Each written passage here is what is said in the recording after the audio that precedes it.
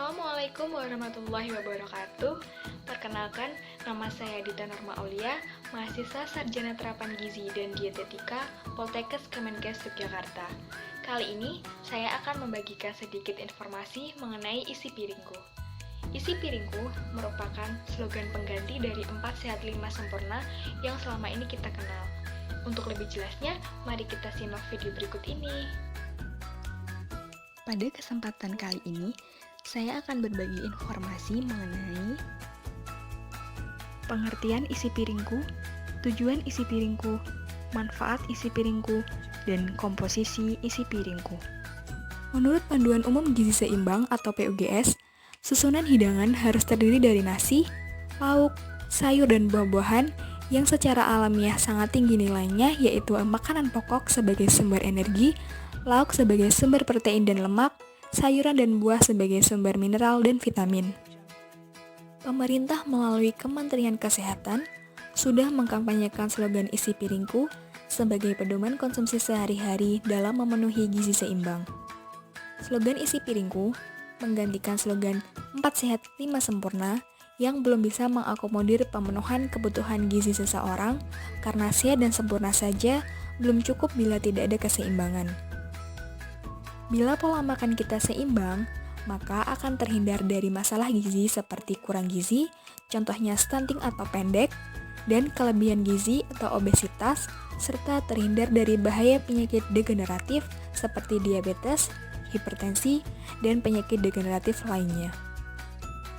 Isi piringku menggambarkan porsi makan yang dikonsumsi dalam satu piring yang terdiri dari 50% buah dan sayur dan 50% sisanya terdiri dari karbohidrat dan protein.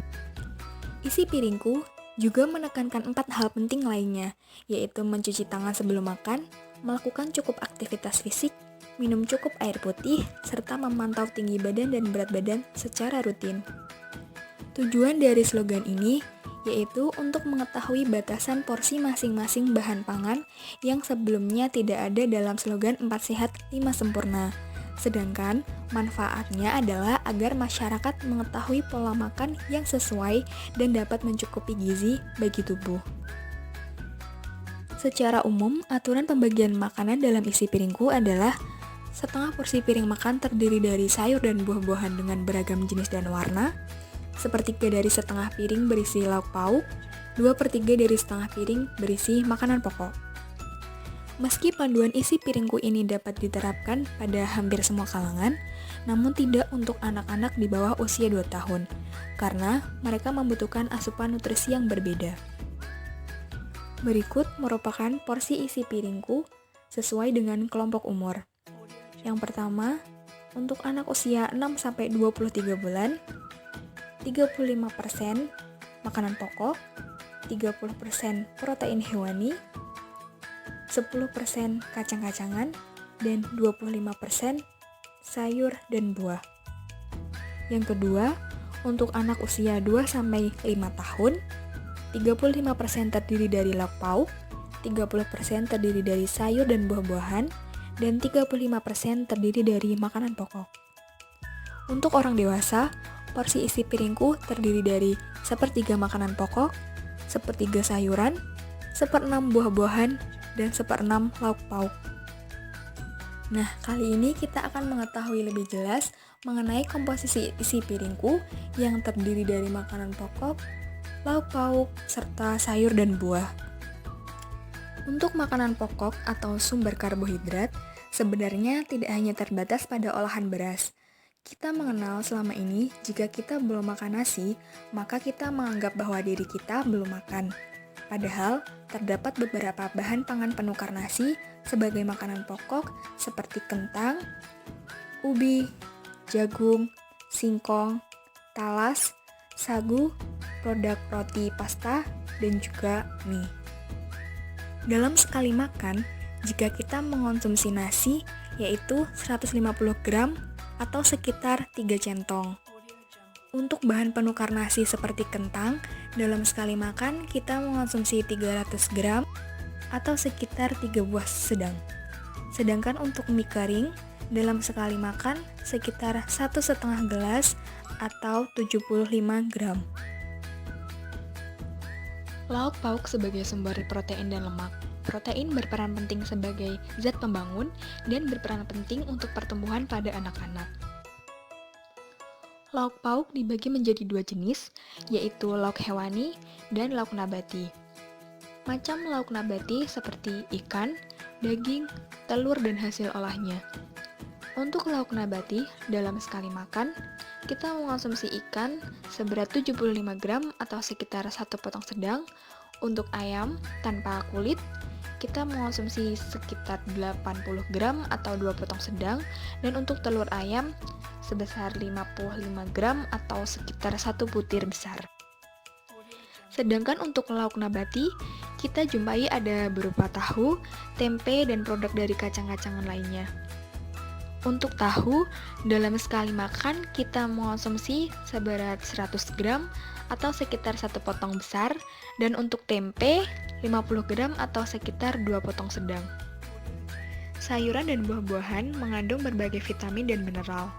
Vitamin dan mineral berperan sebagai antioksidan yang dapat menangkal radikal bebas penyebab kanker. Macam sayuran diantaranya kita mengenal ada sayur sawi, kangkung, bayam, brokoli, buncis, daun singkong, wortel.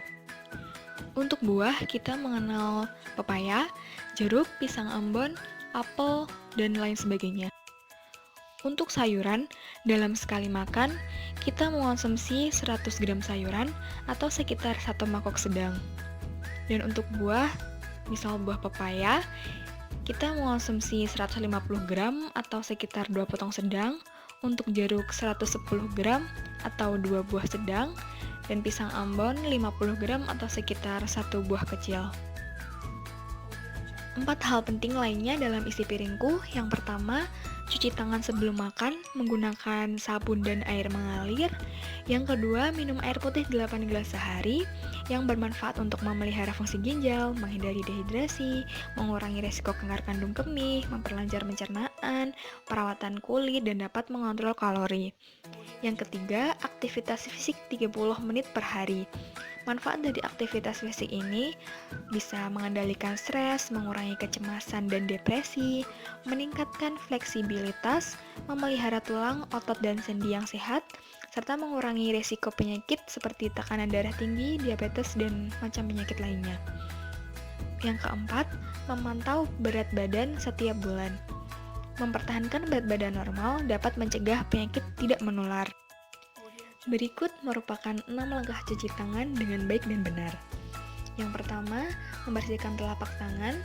Yang kedua, punggung tangan kanan dan kiri. Yang ketiga, sela-sela jari. Yang keempat, meletakkan punggung jari pada telapak tangan yang satunya dengan jari saling mengunci. Yang kelima, membersihkan jempol kanan dan kiri. Yang keenam, jari kiri menguncup dan gosok memutar ke kanan dan ke kiri, begitu juga pada jari yang kanan. Nah, untuk tambahan, di sini ada mineral kalsium atau Ca.